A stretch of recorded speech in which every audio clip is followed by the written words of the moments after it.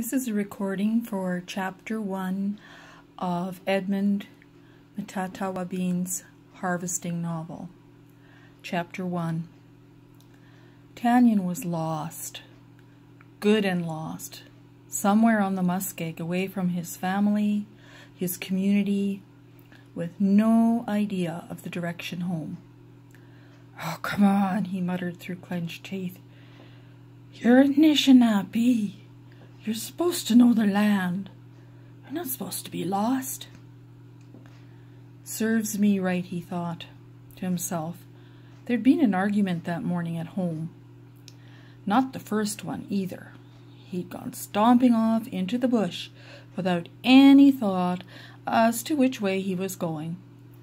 And now Tanyan was miles away from home, but his shame and anger had followed him all this way. Too bad he couldn't ask them for directions. His heart pounded. "Okay, think, don't panic," he told himself. The young man looked up at the sun to check its position. He saw that he had the rest of the afternoon to figure out where he was. That was good. But which direction was home? His thoughts raced like a bunch of scared mice. "Don't want to spend the night out here," Tanyan thought. He hoped his dad might be looking for him even now. He had to be. Was that a tear in his eye? Holy, what a little baby he was being. What was it my Uncle George used to tell me about getting lost? Tanyan wondered. The young man tried to concentrate. Walk into the bush, and if you are not paying attention, it's easy to lose the clues to which way you went, his uncle had told him. Yes, that's what had happened to him, all right. Fighting panic, he screamed, "Dad, I'm over here." It took him long minutes to slow his breathing. Tanyan stood, surrounded by quiet. His dad was quiet. He remembered suddenly. A very quiet man most of the time. It seemed to Tanyan that most of the men he knew were quiet when they weren't teasing each other. They were hunters from a long line of hunters. He knew they needed to keep still, watch for changes in the weather, and the way the natural world moved along its cycles of seasons. The geese, the moose, the caribou. When it was time to get the skidoos ready for the winter. So much Tanyan could barely understand. Not that he really wanted to. He thought of himself as more of a city kid in a city world. He was getting his education, going to high school. He lived in the new ways. The wave of the future, and he was riding on it. Not like his family. They clung to the old ways. Sometimes it seemed to him that they lived across a great river from each other. They could hardly see each other, let alone hear one another properly. They sure couldn't seem to talk together. And now Tanyan was somewhere in the middle of the bush, lost. He doubted his dad or any of the people of the old ways ever got lost. But here he was, in their reality, not his. "Hello," he tried again. No one answered. Tanyan remembered again the argument with his mother. He'd made some stupid comment about the wild food his dad had prepared, and his mom had snapped right back at him. "Do not talk to your father like that." "Mom, why do we have to live like this nowadays?" he'd insisted, surprised by her outbursts. "Those old days are gone, and and we don't have to kill. Tanyan, do not talk about what you know nothing about. Well, they are, Mom. His mother fell silent, but her eyes brimmed with sorrow and hurt. He was still angry at himself, especially at the way he had left home.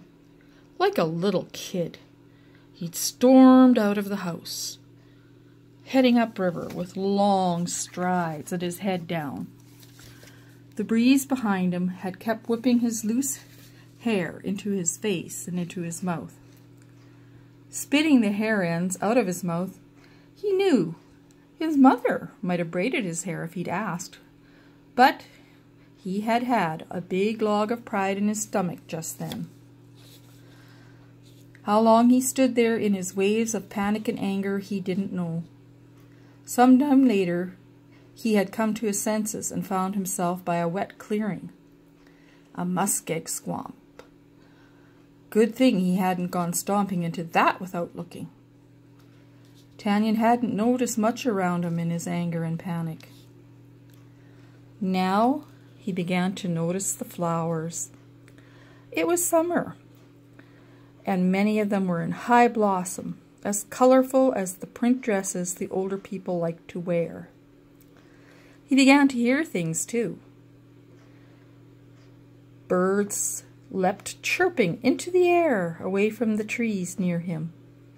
He could hear the chip-chip-chip of a chipmunk nearby, neatly slicing open a pine cone to get at the delicious seeds inside. A couple of cawing crows took off from an aspen, warning everyone in earshot of his invasion into their domain. It struck Tanyan suddenly that his surroundings had just come to life in some way. Just then, another splash of color caught his eye. He looked down. A rose bush, he realized.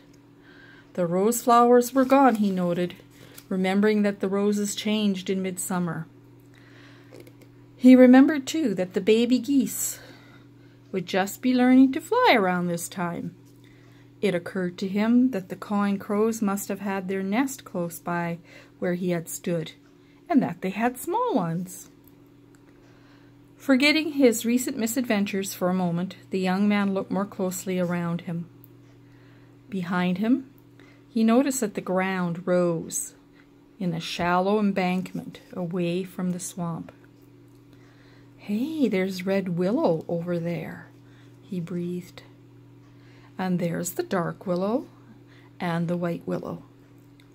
My dad would know the names of all of them. I'll ask him next time." He frowned. Maybe his dad would tell him. Maybe not. Was his dad ashamed of him somehow? They had such a hard time talking to one another. Why was that? Sighing, Tanyan looked around him some more, hoping to recapture his joy of moments before. He looked up at the line of white and black spruce trees, up the embankment. Not far away to his left, a cluster of birch trees stood beside a stand of cedar. "I wonder why those trees are not spread out like the evergreen trees," he thought to himself. "My Nokum must have a legend to explain that one." He smiled as he walked along. Tanyan thought of his granny, who liked to play her harmonica for him whenever he visited. He could see her even now, dancing around her small wood-burning stove as she blew a happy tune on that old instrument, inviting him to join her. Somehow, his Nokum understood him as his parents did not. "Next time, Nokum, I will dance with you," he chuckled. His feet slipped on the uneven ground. Steadying himself, he noticed a faint trail leading upwards to the top of the embankment. Willows and brush on both sides had been worn away from four-wheeler traffic at some time. "If they can climb this, I can," he thought. He made his way up the embankment into a natural cathedral made by the interlaced branches of the trees. Even though he couldn't be sure of the trail leading him home, he grew curious to see which way it went. Taking a sip from the water bottle, the one sensible thing he'd brought along, he noticed that the trees were spaced farther apart and the overhang became lighter as he made his way. Small orange berries close to the ground caught his attention, and he whispered, "Squirrel berries." It seemed that there was something to see everywhere he looked. Wrapped up in his interest, he didn't pay attention to where he was actually going. When he eventually came upon a flat, treeless area completely covered in soft moss, he saw that it looked just like the place he just left.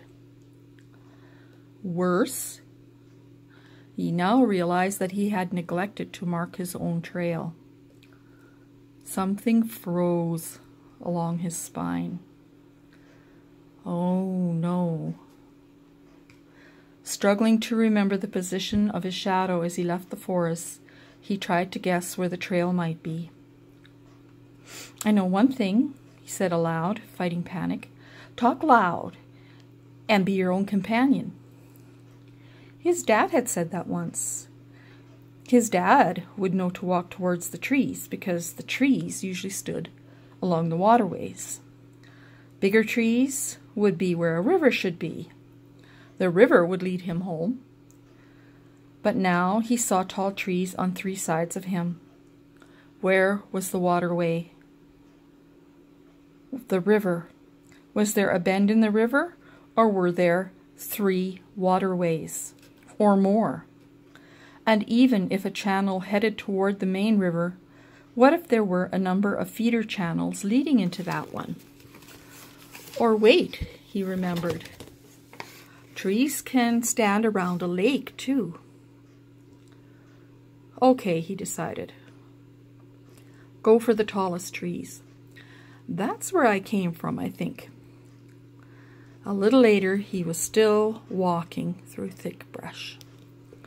The ground was still spongy. Every once in a while, he looked behind him.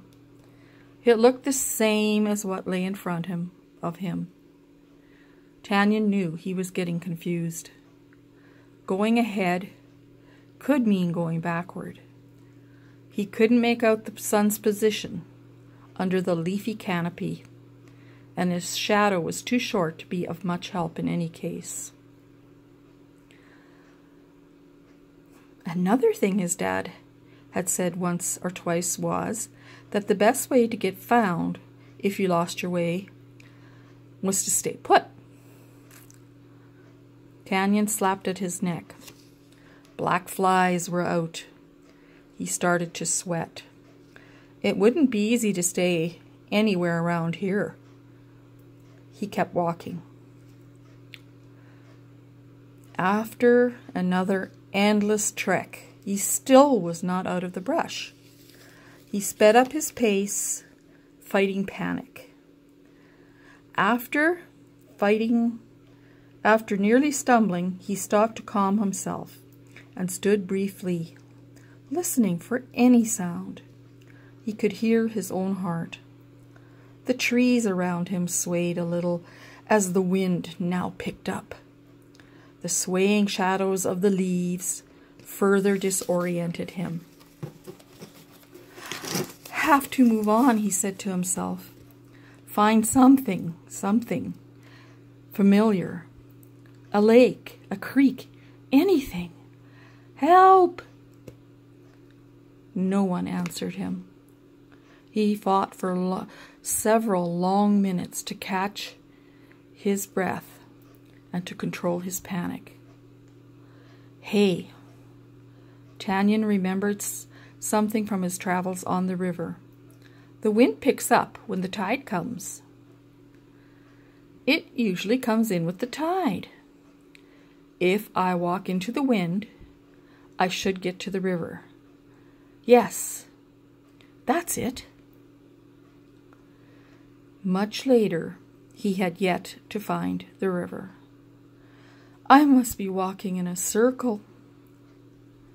A wave of fear nearly engulfed him. Gasping, he tried to focus on the scene in front of him to get his bearings. Sweat now burst from his skin, his hair soaked, his vision blurred. No. He stopped and took a drink. Closing his eyes, he tried some of the ways he'd learned from his family. First he tried summoning his inner being, and then called the spirits to come to his aid. It felt awkward to him. Maybe he wasn't doing it right. Nothing happened. He tried to concentrate. He recalled a story he'd heard from Nocum about people panicking when disoriented. There was the young boy who walked away from camp on hard-packed spring snow, he said aloud. The crust was hard enough to carry his weight, and he kept walking, and nobody ever saw him again. Nobody could track him because there were no footprints to follow. Tanyan gritted his teeth. Well, I am not going to be a story, he growled. He looked at the ground around him, tapped it lightly with his toe. Still spongy. The tea was here, though, so he knew he was on the edge of the muskeg. His breathing slowed. He stayed put, looking carefully about him. I see tracks, like moose tracks, he said aloud. The moose is going somewhere. Maybe to have a drink of water. The trail should lead to or from a creek or river. Which way should I go? He chose to move forward, concentrating on the tracks to keep himself under control. I will assume you are going to get a drink of water, Brother Moose, he chuckled nervously, still working to calm himself. Tanyan moved slowly, lining his steps carefully as he picked a crooked cedar tree to walk toward. His spirits soon picked up a little when he noticed a larger and taller tree in sight. That must mean he was heading towards a way out of the trees. The ground seemed firmer, a good sign. After some time, he came to a break in the heavy brush directly ahead of him. Within a minute, he found himself scrambling down an embankment to a creek. Oh, at last! After taking a quick drink of water, he stood a while, faced with another decision. Right or left along the creek bank? Go against the wind, he told himself, as he felt a slight breeze from his right. Go to the wind, and maybe it will carry a message, a smell, something.